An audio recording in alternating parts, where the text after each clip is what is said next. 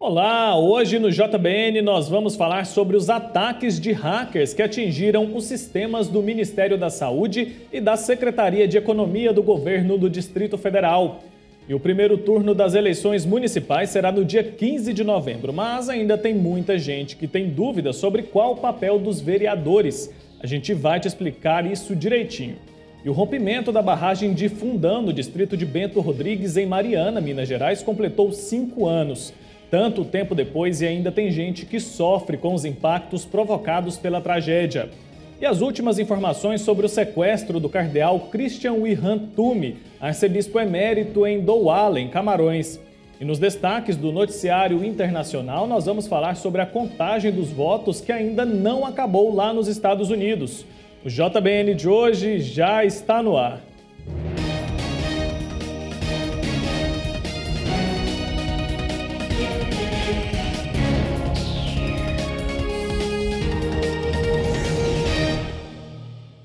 Olá, seja muito bem-vindo ao Jornal Boa Notícia desta sexta-feira. Estamos no ar para todo o Brasil. Muito obrigado pela sua companhia mais uma vez. Olha só, depois do Superior Tribunal de Justiça, ataques de hackers atingiram os sistemas do Ministério da Saúde e da Secretaria de Economia do Governo do Distrito Federal. A Polícia Federal está investigando se existe relação entre a invasão do sistema do STJ com os dois órgãos governamentais. A Carol Matos tem mais informações para a gente. Carol, é com você. Olá, Wilker, para você e para todos que nos acompanham. Então, desde ontem, o governo federal informou que os servidores do Ministério da Saúde e da Secretaria de Economia do Governo do Distrito Federal ficaram sem acesso à internet, linhas de telefone fixo e até e-mails corporativos. Técnicos da pasta afirmaram que as máquinas estariam danificadas com vírus em função do ataque de hackers. Oficialmente, porém, o Ministério da Saúde afirma que ainda está apurando o caso. A Polícia Federal também informou hoje que instaurou inquérito policial para apurar a invasão dos computadores do Superior Tribunal de Justiça. O objetivo é analisar a extensão desse outro ataque cibernético, identificar os invasores e definir de que forma os danos poderão ser contornados. Diante dos supostos ataques, o Supremo Tribunal Federal informou que decidiu enrijecer os protocolos de segurança da Corte. Eu volto para o estúdio com você, Wilker. Muito obrigado, Carol Matos, pelas suas informações. Noticiário internacional: os Estados Unidos vivem o terceiro dia de contagem de votos nas eleições presidenciais. O democrata Joe Biden virou hoje sobre o rival republicano Donald Trump na Geórgia, um dos estados decisivos para o resultado do pleito. A diferença é de apenas 0,02%. São menos de 1.000 votos que dão a vantagem ao democrata. Com a virada, Biden fica mais perto da Casa Branca. Se vencer na Geórgia, Biden terá votos suficientes no colégio eleitoral para ser eleito o 46º presidente dos Estados Unidos. O democrata tem 264 delegados no momento e, com os 16 votos do estado, chegaria a 280, ou seja, 10 a mais que o necessário para vencer a eleição. O caminho de Trump até a vitória continua sendo um pouco mais complicado. Ele tem, neste momento, 214 votos no colégio eleitoral. Portanto, precisa virar de novo na Geórgia, passar Biden em Nevada e vencer na Carolina do Norte e na Pensilvânia. Ontem, Trump disse mais uma vez que está sendo roubado na apuração sem apresentar provas disso. Desta vez, entre outras acusações, ele apontou como fraudulentas as quedas nas margens que tinha de liderança em alguns estados. Com as eleições cada vez mais acirradas e protestos se espalhando por todo o país, a agência de segurança encarregada da proteção dos candidatos à presidência dos Estados Unidos vai enviar hoje mais seguranças para a cidade de Wilmington, em Delaware, para acompanhar Joe Biden. E a primeira-ministra da Nova Zelândia, Jacinda Ardern, assumiu o segundo mandato depois de uma vitória esmagadora nas urnas. Ela prestou juramento 3 semanas após as eleições. Aos 40 anos, Ardern é vista como carismática e muito competente. Bastante elogiada pela gestão da crise do coronavírus no país, a primeira-ministra recebeu 50% dos votos e seu partido conquistou 65 das 120 cadeiras do parlamento. Jacinda destacou que sua prioridade é continuar lutando contra a pandemia e trabalhar na recuperação rápida da economia. Ela também disse que vai promover projetos de infraestrutura, especialmente a construção de moradias sociais e investimentos em energias renováveis. E o governo dinamarquês anunciou que vai sacrificar cerca de 17 milhões de doninhas, uma espécie da família dos furões, depois que humanos foram infectados por uma mutação do novo coronavírus identificado nesses animais. Segundo autoridades de saúde dinamarquesas, a mutação não agrava as complicações causadas pela Covid-19 em humanos, mas atua sobre os anticorpos, reduzindo sua eficácia, o que pode provocar problemas ao desenvolvimento de uma possível vacina contra o vírus. E a Europa segue lutando contra a segunda onda de infecções pelo coronavírus. A Espanha registrou novo recorde de contágios nas últimas 24 horas, mas a França continua a ser o país da União Europeia com maior número de novos casos diários. Desta vez, os europeus são mais resistentes às medidas de bloqueio. Na Inglaterra, por exemplo, foram registradas dezenas de prisões na primeira noite do novo lockdown imposto para evitar a propagação do vírus. E o primeiro turno das eleições para prefeitos e vereadores aqui no Brasil será no dia 15 de novembro. O segundo turno, caso seja necessário, ocorrerá no dia 29 deste mês. A gente tem uma reportagem que vai te ajudar a entender qual o papel dos vereadores e como serão as eleições neste ano. Vamos ver. Nas eleições municipais de 2020, pela primeira vez, candidatos ao cargo de vereador não poderão concorrer por meio de coligações. Com isso, o candidato a uma cadeira na Câmara Municipal somente poderá participar do pleito em chapa única dentro do partido ao qual é filiado.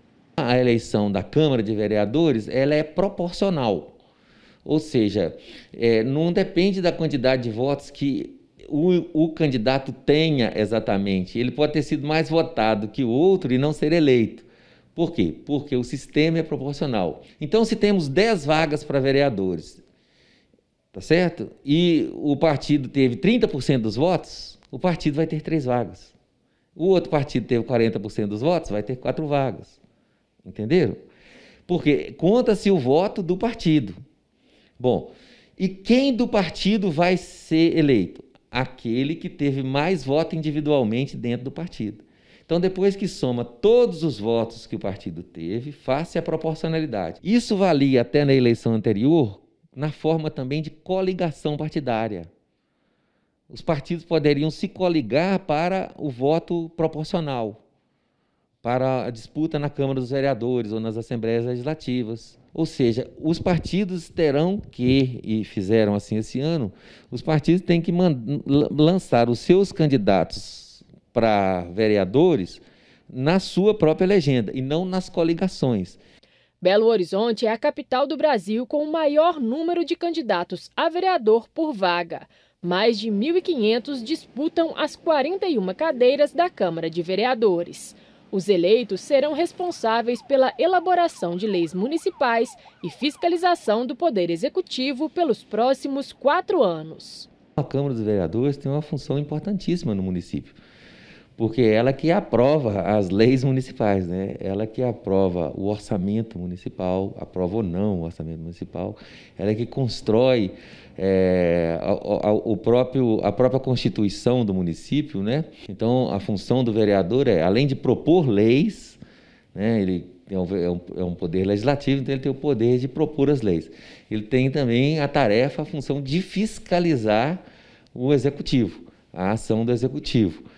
E mais, ele ainda pode servir e deve servir de um canal de reivindicação popular. Tá aí explicado qual a função do vereador, né? Então tome cuidado com as promessas que você ouve do seu candidato aí na sua cidade. Olha só, o rompimento da barragem de Fundão, no distrito de Bento Rodrigues, em Mariana, Minas Gerais, completou 5 anos nesta quinta-feira, dia 5 de novembro. Este é considerado o desastre industrial que causou o maior impacto ambiental da história brasileira e o maior do mundo envolvendo barragens de rejeitos. Meia década depois, ainda tem gente que sofre com os diversos impactos provocados pela tragédia. 5 de novembro é um dia que vai ficar para sempre na memória das 700 mil pessoas atingidas pelo rompimento da barragem de Fundão, em Bento Rodrigues, distrito de Mariana. Nessa data, em 2015, cerca de 62 milhões de metros cúbicos de rejeitos desceram da barragem e assolaram tudo o que estava pelo caminho. E nesse caminho estavam os rios Gualacho do Norte, do Carmo e Doce, e milhares de famílias que viviam às margens desses rios. 19 pessoas morreram na tragédia. Após 5 anos, ninguém foi responsabilizado judicialmente pelo ocorrido. Samarco, Vale e BHP Billiton respondem por crimes ambientais. As empresas afirmam que estão comprometidas com a reparação dos danos causados. A Fundação Renova foi criada para cuidar dos programas de assistências às famílias e áreas atingidas. Bento Rodrigues e Paracatu de Baixo, em Mariana, e Gesteira, em Barra Longa, foram as comunidades mais afetadas. Em Bento Rodrigues, o novo vilarejo ainda não está pronto e tem previsão de entrega em 2021. 211 famílias aguardam a reconstrução. Já em Paracatu de Baixo, as obras começaram no ano passado, mas nenhuma casa foi erguida. O trabalho foi paralisado por conta da pandemia e não há previsão de entrega. Em Gesteira, a proposta ainda não foi concretizada. 29 famílias seguem aguardando. Em seu site, a Fundação Renova publicou uma carta aberta às comunidades da Bacia do Rio Doce. No texto, a Renova afirma que, até o momento, mais de 10 bilhões de reais foram destinados para ações reparatórias e compensatórias. Deste montante, 2,65 bilhões foram pagos em indenizações e auxílio financeiro emergencial para mais de 321 mil pessoas. A carta também diz que cerca de 600 milhões de reais estão sendo repassados a prefeituras para obras de saneamento. A Renova encerra dizendo que segue firme no compromisso de reparação da Bacia do Rio Doce, sua gente, suas histórias, seus modos de vida, suas águas e suas terras. Essa é a expectativa das milhares de pessoas que tiveram suas vidas afetadas pelo rompimento. Como é triste a gente ver que tanto tempo depois, essas vítimas ainda precisam lutar pelos seus direitos, né? E olha, agora a gente vai para o nosso intervalo bem rapidinho e a seguir a gente vai te atualizar sobre as últimas informações do sequestro do cardeal Christian Wilhelm Thume, que foi sequestrado ontem em Camarões. A gente tem atualizações sobre esse caso. Daqui a pouco eu volto.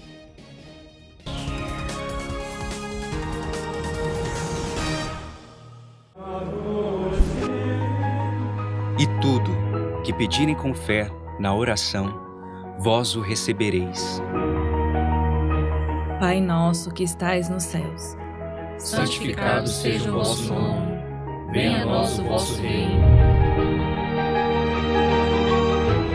Ave Maria, cheia de graça, o Senhor é convosco. Creio em Deus Pai Todo-Poderoso, Criador do céu e da terra, e em Jesus Cristo, seu único Filho, nosso Senhor, que foi concebido pelo poder do Espírito Santo, nasceu da Virgem Maria. Creia no poder da oração.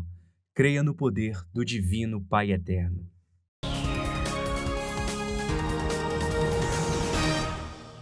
E já estamos de volta com o JBN de hoje. Muito obrigado pela sua companhia. Obrigado a você que nos acompanha em todo o Brasil. Lembrando que a sua participação é sempre muito bem-vinda. Você pode mandar sua sugestão de pauta, seu vídeo, sua foto. Conte pra gente o que você quer ver aqui no nosso jornal. Deixe a sua sugestão, tá certo? Sua crítica, seu elogio, tá certo? O nosso e-mail tá aparecendo aí na sua tela, o jbn@tvpaieterno.com.br. Olha só, a Arquidiocese de Belo Horizonte criou 2 importantes órgãos para ajudar no desenvolvimento da sociedade e no amparo à vida. São a Academia de Juristas Católicos e Humanistas e a Comissão Arquidiocesana de Justiça e Paz. Em um mundo onde a injustiça está à vista de todos, o Evangelho é caminho para a mudança e construção da paz.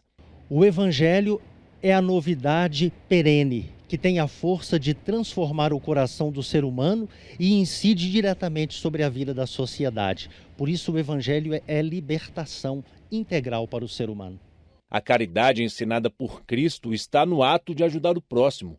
A Arquidiocese de Belo Horizonte criou 2 importantes grupos de trabalho para fortalecer ainda mais iniciativas que se fundamentam na solidariedade. A Comissão Arquidiocesana de Justiça e Paz e a Academia de Juristas Católicos e Humanistas. A demanda, ela sempre existiu, né? Não é algo novo, mas eu penso que o que nós temos de novo é a grande crise ética, econômica, humana, de valores que nós estamos vivendo e que leva a um crescente empobrecimento, né, das pessoas, a degradação do meio ambiente. Então nós vivemos um momento muito desafiador, né, em que a vida está comprometida em vários aspectos. 2 características são fundamentais para os membros da Academia de Juristas: ser católico e vivenciar a fé, e ser humanista, promovendo a defesa da vida e da dignidade da pessoa humana. Ela tem como missão apoiar, dar um respaldo, uma retaguarda em termos científicos, em termos teóricos, para os movimentos sociais e políticos da Comissão de Justiça e Paz. Eu diria que essa é uma grande missão da academia. E ela tem uma segunda missão, que é uma missão de formação contínua, especialmente para os advogados e para os estudantes de direito mais jovens, uma opção para eles realmente conhecerem melhor essas ideias sociais da Igreja, tendo em vista que essa academia foi também pensada e criada no bojo desse movimento do Papa Francisco para que a Igreja tivesse uma nova presença, né, nessas questões sociais. A Academia de Juristas Católicos e Humanistas e a Comissão Arquidiocesana de Justiça e Paz vão trabalhar em sinergia. A comissão ela vai prestar assessoria, né, vai trabalhar junto com os movimentos sociais, com as pastorais sociais, a partir das demandas reais da população de Belo Horizonte e da região metropolitana, ou seja, os municípios que integram a Arquidiocese de Belo Horizonte. E a nossa ideia é trabalhar a partir dessa demanda. A Igreja está atenta às necessidades do mundo e se dedica a contribuir com a construção de uma sociedade justa e fraterna. A carta encíclica Fratelli Tutti do amado Papa Francisco remete-nos aos fundamentos da fé cristã quando diz que devemos nos reconhecer irmãos e irmãs uns dos outros. É a partir desse reconhecimento que mudamos a nossa relação com o semelhante, enxergamos com clareza a dignidade humana, todos filhos e filhas de Deus.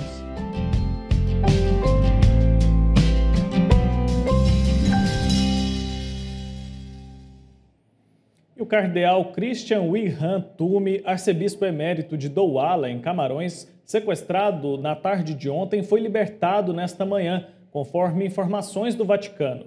Segundo o arcebispo de Douala, Dom Samuel Cleda, o purpurado foi libertado, embora ainda não tenha voltado para casa. O sequestro começou ontem à tarde pelas mãos de um grupo armado, na estrada entre Bamenda e Cumbo. O cardeal Thume nasceu em 1930 e é o primeiro cardeal camaronês. Esteve sempre na vanguarda das dificuldades do território situado no extremo norte de Camarões, na fronteira com o Chad, quase esquecido pelas autoridades centrais, e da pobreza a qual se somam as profundas divisões étnicas nesta área. Por ter promovido a paz após o início da crise no norte e sudeste de Camarões e por ter lutado contra a discriminação contra as minorias de língua inglesa em Camarões, o cardeal Christian Thume recebeu o prêmio Nelson Mandela em julho de 2019. Então ele foi encontrado, graças a Deus. A gente vai acompanhar essa situação aí e assim que a gente tiver outras informações a gente traz para vocês. E antes de ir embora, eu quero te convidar a conhecer o Dentinho. Se você já foi até o Santuário Basílica em Trindade, com certeza já deve ter visto o cachorrinho que há anos mora nas dependências da casa do pai. Mas se você ainda não foi apresentado a ele, a Carol Matos vai fazer isso para você agora. Quer ver? Eles são como nós, merecem atenção, carinho e respeito. Afinal, os animais também são criaturas de Deus. Por isso é normal a presença de cães e gatos nas igrejas, com ou sem os seus donos. Isso acontece há muitos anos. Em Trindade, na capital da fé de Goiás, um personagem em especial é querido por todos os devotos do Divino Pai Eterno. É o Dentinho, esse cãozinho aí, que, segundo relatos de quem frequenta e trabalha no Santuário Basílica, está há mais de 10 anos no local, participando de tudo, das missas, festas e até procissões. Isso mesmo, o Dentinho está presente em todos os momentos na casa do Pai Eterno. Olha só esse registro feito durante a carreata de Corpus Christi. A passagem do carro andor com o Santíssimo Sacramento não foi acompanhada apenas pelos moradores da cidade, mas inclusive pelo cachorrinho, que chamou a atenção de todos. E acredite, seguiu a celebração do início ao fim. A foto fez sucesso na internet e rendeu vários comentários. Quem conhece o bichinho faz questão de afirmar o quanto ele é dócil, mansinho e, de fato, um xodó por aqui. Ele é o xodó do santuário. Sempre está aqui, participa de todas as missas. Ele é bem devoto mesmo, tá em todas as missas, sempre está aqui junto. Ele faz parte já do santuário. O pessoal que vem, depois de 5, 6 anos vem de novo, ele ainda está aqui. Tão querido assim há tantos anos, o cachorro já virou tipo um mascote da Basílica. Não se sabe ao certo como e desde quando ele chegou e foi ficando por aqui. Mas além dos 2 dentinhos que se destacam no animal e dão origem ao nome que deram para ele, uma coisa já virou marca registrada. O Dentinho não é de ninguém, mas é de todo mundo, em especial do Pai Eterno, que acolhe a todos.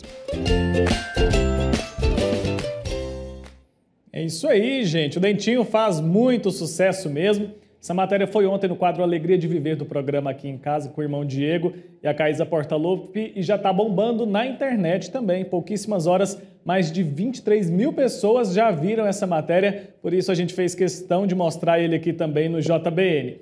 Muito bom ver que os animaizinhos são bem tratados lá na casa do pai. Afinal, eles também são criaturas de Deus, assim como nós. E lá ele recebe todo o carinho e cuidado que ele precisa, né? E olha, ainda não podemos viajar como fazíamos antes da pandemia, mas para quem conseguir fazer passeios em segurança, Minas Gerais oferece muitas atrações. E para ajudar os turistas, a Secretaria de Estado de Cultura e Turismo atualizou o portal que oferece atualmente 5.000 atrações. Vamos conferir na reportagem da Gabriele Assis.